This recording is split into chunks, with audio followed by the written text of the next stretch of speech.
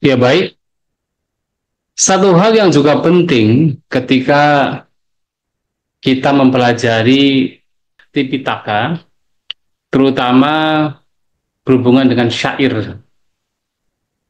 Hampir semua syair yang ada di Tipitaka itu memiliki latar belakang. Jadi ada latar belakang mengapa syair tersebut disampaikan oleh Sang Buddha. Dan latar belakang tersebut menjadi kitab pengulas atau penjelasan yang memberikan penjelasan lebih lanjut berkenaan dengan syair-syair yang diberikan oleh Sang Buddha. Dan ini juga penting untuk dipahami, karena ada beberapa kadang-kadang yang kalimat yang tidak dipahami ketika kita hanya membaca syair dalam Tipitaka atau dalam hal ini misalnya Dhammapada, yang kemudian akan dipahami dengan lebih baik ketika kita juga membaca kitab komentar atau kitab pengulasnya. Nah, sebagai contoh, yaitu yang paling pertama misalnya. Nah, di sana Sang Buddha memberikan syair yang paling pertama, yaitu Mano Pubang Gamadama Manuseta Manomaya. Mana saca badudena basatiwa karotiwa. Tatunang dukaman weti cakang wawahato padang. Nah, Sang Buddha menyampaikan demikian juga karena ada alasan. Dan nanti kalau kita perhatikan, bahkan kata mano dan juga kata dhamma itu kalau tidak kita menggunakan terjemahan atau menggunakan kitab pengulas, kadang-kadang kita akan menjadi rancu. Karena terkadang kita menerjemahkan sebagai pikiran adalah pelopor dari segala sesuatu. Pikiran adalah pemimpin, pikiran adalah pembentuk. Nah, dengan pikiran yang kotor, ternoda atau tidak jernih, seseorang berbicara ataupun berbuat. Karena itulah penderitaan akan mengikuti dia, seperti kaki lembu yang mengikuti roda roda kereta di sini. Nah, kalimat ini sebenarnya juga harus dipahami yang pertama dari sisi cerita. Cerita mengapa syair ini diberikan oleh Sang Buddha. Nah, kenapa Sang Buddha menyampaikan bahwa pikiran adalah pelopor, pikiran adalah pemimpin, pikiran adalah pembuat. Maksudnya apa? Nah, ini berkenaan dengan kisah yang terjadi pada seorang biku. Jadi ada seorang biku yang dia berasal dari sebuah keluarga yang dia sebenarnya memiliki, katakan ada dua orang yang berasal dari sebuah keluarga, namanya Mahapalo dan juga Julapalo. Nah, Mahapalo ini setelah mendengar ajaran Sang Buddha dikatakan berkeinginan untuk menjadi seorang biku. Nah, kemudian dia meminta izin dari adiknya Julapalo dan akhirnya kemudian dia diizinkan untuk menjadi seorang biku. Dan ketika menjadi seorang biku setelah 5 tahun puasa, nah diceritakan Mahapalo ini, Bante Mahapalo kemudian bertanya kepada Sang Buddha, dalam ajaran Sang Buddha ini ada berapa jenis untuk mempraktikkan Dhamma? Maka dikatakan pada waktu itu ada Gantadura dan ada Wipassanadura. Nah, Gantadura itu adalah yaitu bagaimana seorang biku mengedepankan untuk mempelajari ajaran terlebih dahulu, ya secara teoritis. Sedangkan Wipassanadura adalah yaitu para biku yang mengedepankan praktik meditasi, terutama meditasi vipassana. Nah, Bante Mahapalo ini berpikir kalau beliau itu sudah merasa tua, Mahalako sudah merasa tua, maka sudah selayaknya untuk sekedar untuk menekankan pada praktik meditasi. Maka beliau kemudian mempraktikkan meditasi dengan sangat sangat gigih, bahkan suatu saat nah beliau bertekad untuk tidak pada suatu masa puasa seperti sekarang kita sedang menjalankan masa puasa atau katakan berada di satu tempat dalam musim hujan, ya musim hujan di India. Nah, bertekad bahwa pada musim hujan ini beliau akan selalu menggunakan yaitu tidak akan berbaring. Jadi artinya hanya menggunakan 3 postur, yaitu hanya berdiri, berjalan, dan duduk, tetapi tidak akan berbaring. Dan beliau lakukan. Jadi betul-betul menggunakan waktunya hanya untuk bermeditasi dan tidak berbaring, tidak merebahkan badannya. Nah, beliau lakukan.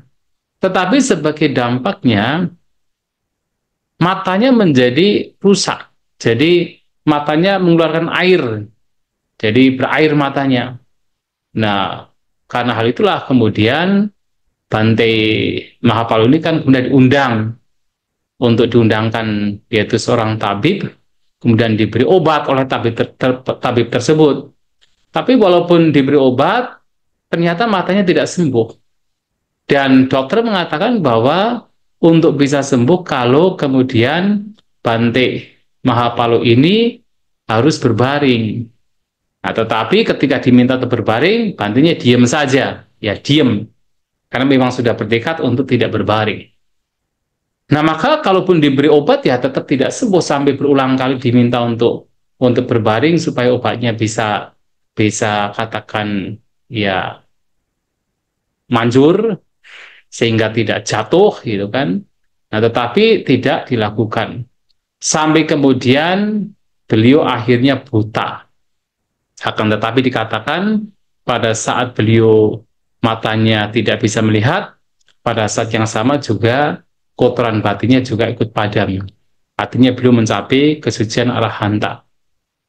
Nah, namun setelah beliau mencapai kesucian arahanta, karena matanya itu yaitu buta, nah sehingga pada waktu itu terkadang beliau berjalan, kemudian ada serangga yang terinjak mati. Ya barangkali seperti semut dan serangga-serangga kecil yang terinjak kemudian mati. Nah, itulah yang kemudian oleh para biku lain menjadi bahan pembicaraan. Kenapa Bantenya kok menginjak serangga sampai mati?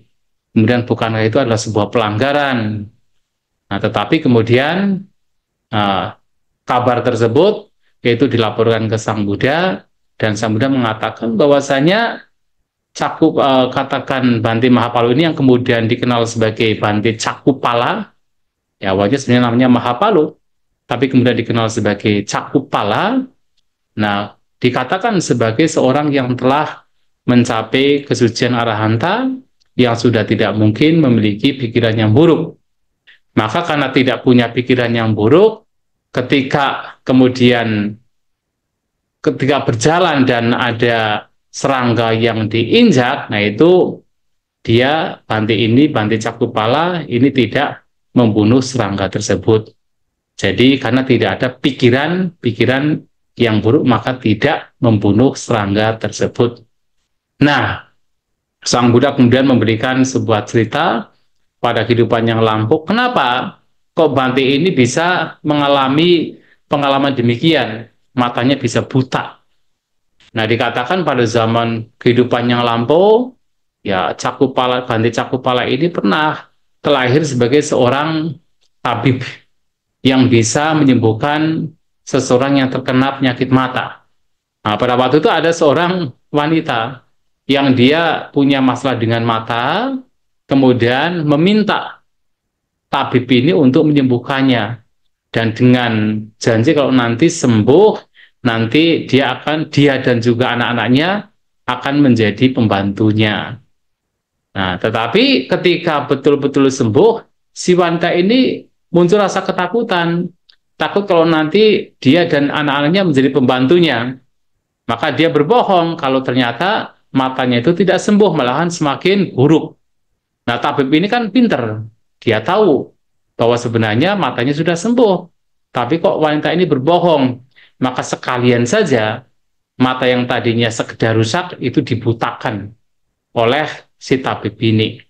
Nah, karena perbuatan jahatnya inilah, maka Bante Cakupala pada kehidupan sekarang, nah beliau terlahir dan mendapatkan masalah sehingga matanya menjadi buta. Itu karena kehidupannya lampau pernah melakukan kejahatan, membutakan seorang wanita. Nah, kemudian karena masalah itulah, maka Sang Buddha kemudian mengucapkan sebuah syair yang disampaikan, tadi sudah disampaikan, yang tidak lain adalah Mano Pubanggamadama Manu Seta Manomaya. Mana saca padudena basat diwa karo diwa. Tato nang dukaman beti cakang wak wahatu padang. Nah, diterjemahkan secara umum biasanya adalah manu itu pikiran. Sedangkan pubanggama adalah pelopor, ya. Pubanggama, pubang itu yang mendahului, gama itu pergi-pergi mendahului, atau sebagai pelopor, atau pikiran adalah pelopor. Pelopor dari apa? Dhamma.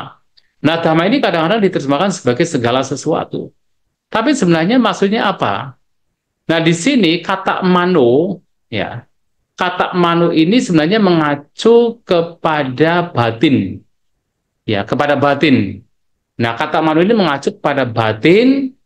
Apakah itu batin yang bersifat logia atau batin yang bersifat lokutara?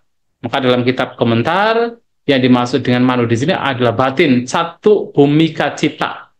Nah, satu bhumika cita itu adalah empat, yaitu empat tempat atau empat bumi. Bumi ini mengacu pada wilayah. Ini mengacu kepada yaitu kama wacara, kemudian rupa wacara, arupa wacara, dan juga lokutara cita. Artinya bersifat logia maupun lokutara. Nah, baik, tentu cita di sini mengacu kepada cita yang baik maupun cita yang buruk. Bisa aku salah, bisa aku salah, bisa aku salah. Nah, ini adalah cita.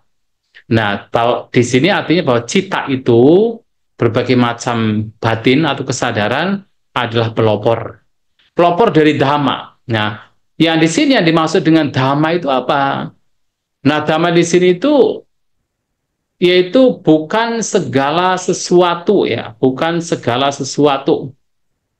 Maka di dalam kitab komentar, ya, kata dhamma ini sebenarnya ada 4 makna. Yang pertama adalah guna, ada kualitas yang baik. Yang kedua adalah desana, ajaran. Yang ketiga adalah pariyati atau teori. Yang keempat adalah nisata, nijiwa. Itu sesuatu yang tidak ada makhluk, tidak ada diri. Ada 4 jenis dhamma. Nah, sementara yang dimaksud dengan dhamma yang ada di sini, di antara 4 jenis dhamma di sini, yang dimaksud adalah nisata dhamma atau nijiwa dhamma, atau dhamma yang tidak ada, yang bukan makhluk, dhamma yang tidak ada jiwanya atau rohnya.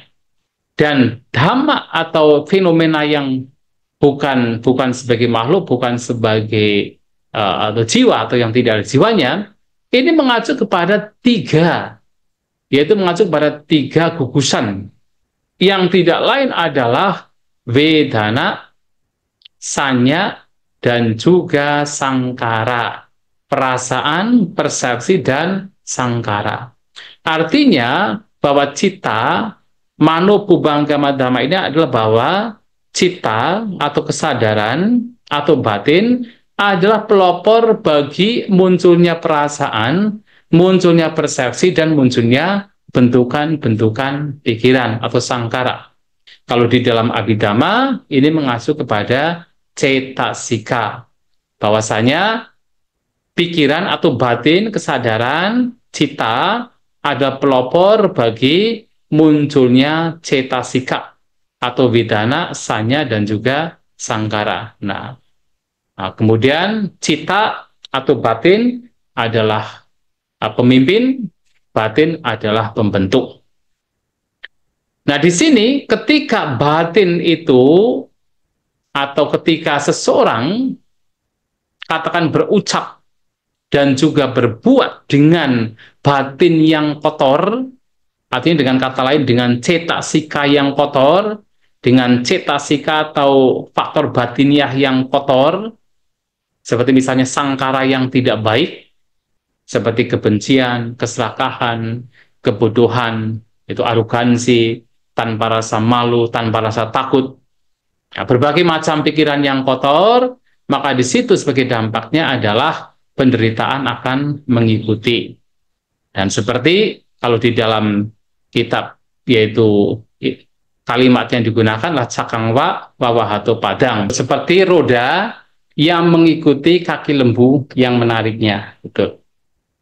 Nah, jadi seperti roda yang mengikuti kaki lembu yang menariknya. Artinya, kalau hanya mengikuti saja, ya biasanya kan artinya seperti penderitaan hanya sekedar mengikuti. Tetapi tidak menyentuhnya. Makanya ada sebuah penjelasan di dalam, yaitu kitab komentar ini. Seperti halnya ketika roda itu, katakan kaki lembu itu berhenti, kemudian rodanya itu kadang menabrak kaki lembu tersebut. Nah, demikian pula terkadang penderitaan muncul karena perbuatan-perbuatan buruk yang dilakukan. Nah, artinya memang kalau kita berbicara tentang penderitaan dari sebuah perbuatan, itu kan terkadang muncul, terkadang tidak muncul. Jadi akan terus mengikuti, tetapi ketika ada kesempatan, maka penderitaan itu akan datang. Demikian pula ketika roda ini pun ada kesempatan, itu akan menabrak kaki lembu sehingga penderitaan itu muncul. Nah, seseorang yang melakukan perbuatan dan ucapan yang dilandasi dengan pikiran yang buruk akan mendapatkan penderitaan tersebut. Nah, sekarang pikiran yang buruk ini akan termanifestasi ke dalam bentuk ucapan dan perbuatan, dan juga bentuk perbuatan pikiran, yang mana termanifestasi ke dalam 10 perbuatan yang tidak baik.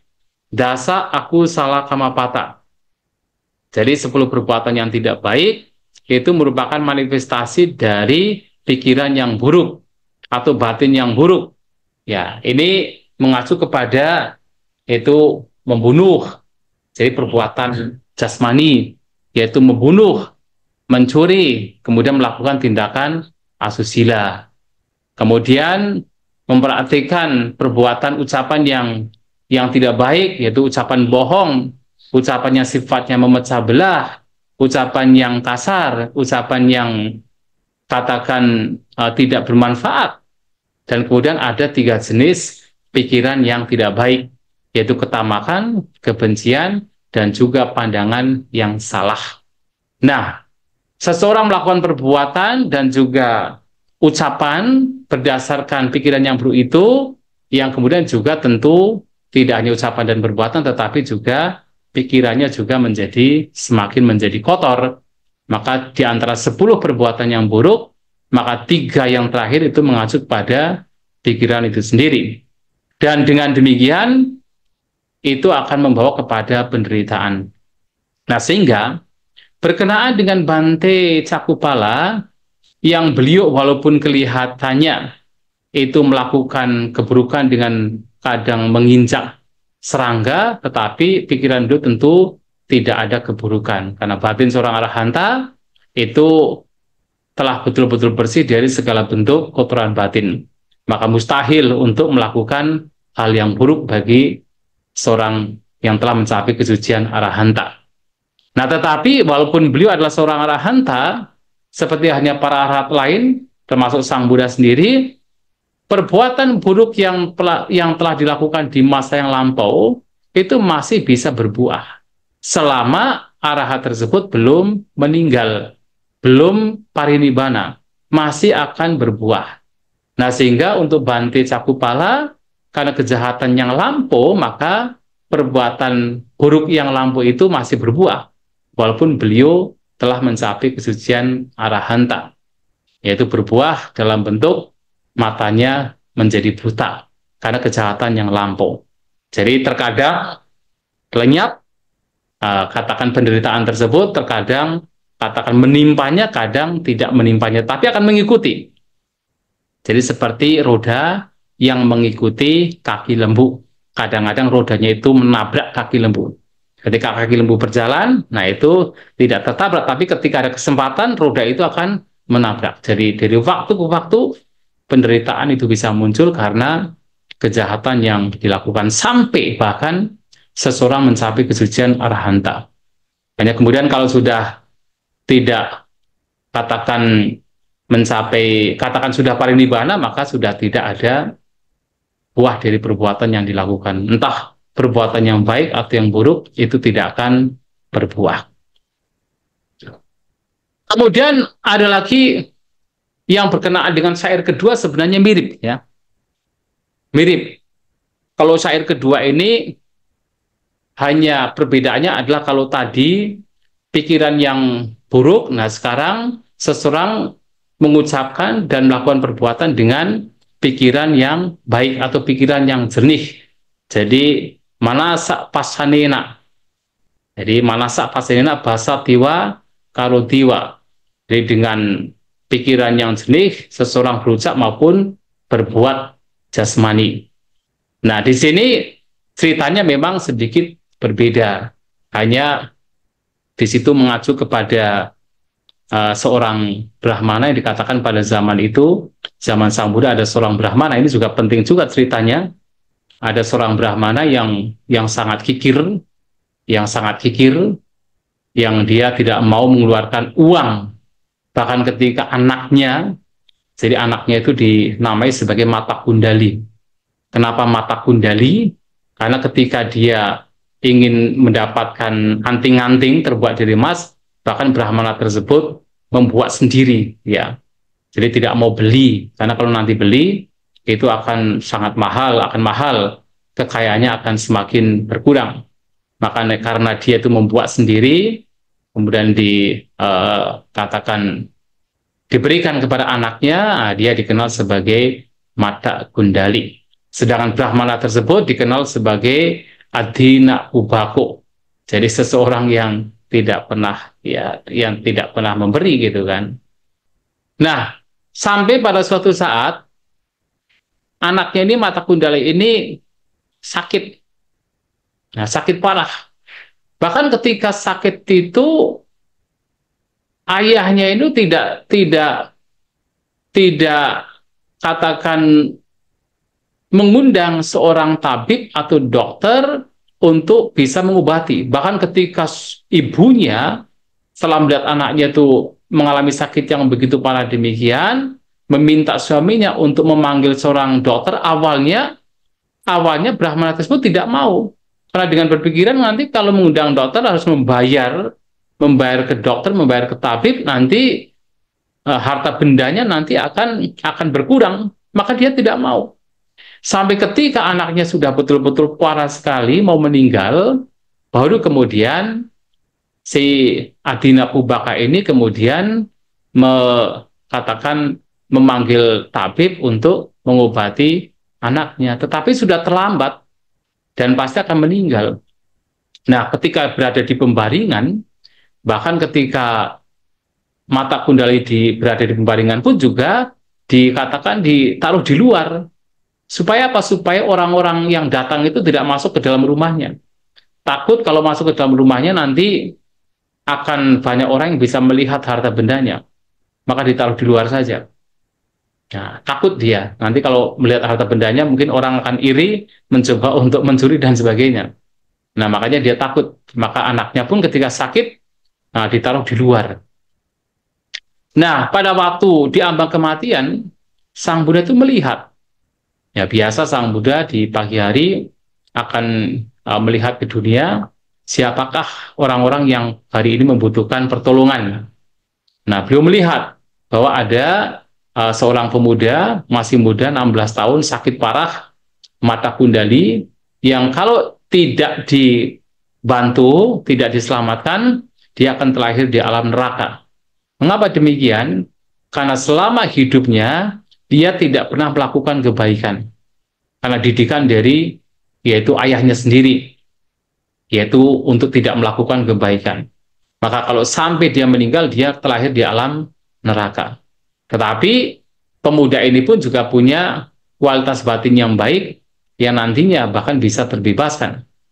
Nah, sehingga ketika ia mau meninggal, Sang Buddha lewat ke tempat mata kundali yang sedang berbaring, memancarkan cahayanya, dan mata kundali yang tidak bisa katakan bangun, dia hanya melihat, yaitu cahaya Sang Buddha, muncullah keyakinan.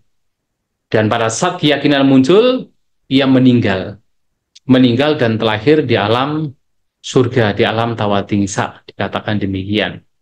Nah, sementara bapaknya ini yang tadinya itu bahkan untuk memberikan obat saja itu tidak mau, begitu anaknya meninggal baru dia merasakan kesedihan. Dia menangis, menjerit, mendatangi tempat di mana anaknya dikremasi dan selalu uh, memanggil anaknya, di manakah putraku, di manakah putraku. Nah, sementara Mata Kundali yang sekarang sudah terlahir dalam dewa tahu, melihat bahwa ini ayahnya ini kok dulunya ketika saya masih hidup tidak memberikan obat, tetapi ketika sekarang sudah meninggal dia menangisi saya. Kok orangnya seperti ini gitu kan. Akhirnya, nah dewa tersebut yang merupakan Mata Kundali mendatangi ayahnya, menyamar sebagai seorang manusia. Nah, di sana terjadi sebuah percakapan yang pada akhirnya Mata Kundali mengaku bahwa dirinya adalah yang dulu anaknya, sekarang sudah terlahir di alam dewa. Awalnya dia tidak percaya, mana mungkin anaknya tidak pernah melakukan kebaikan itu bisa terlahir di alam dewa. Tidak percaya dia. Tetapi anaknya ini meyakinkan bahwa dia adalah anaknya, dan ketika dia punya keyakinan, nah dewa ini kemudian terbang dan lenyap. Nah, Brahmana ini kemudian sangat takjub dengan kejadian tersebut, langsung mendatangi Sang Buddha. Dan pertanyaan Brahmana ini adalah, apakah benar hanya bermodalkan keyakinan terhadap Sang Buddha, seseorang bisa terlahir di alam surga?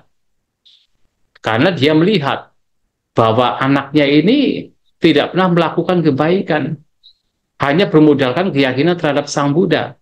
Melihat yaitu cahaya Sang Buddha, muncul keyakinan, dan pada waktu itu dia meninggal dan terlahir di alam tawatingsa, alam surga. Nah, apakah benar hanya dengan bermodalkan keyakinan seseorang bisa terlahir di alam surga? Nah, Sang Buddha yang tahu hal tersebut ya langsung berbalik bertanya, loh bukankah anakmu sudah mengatakan bahwa dengan keyakinan ia terlahir dalam surga?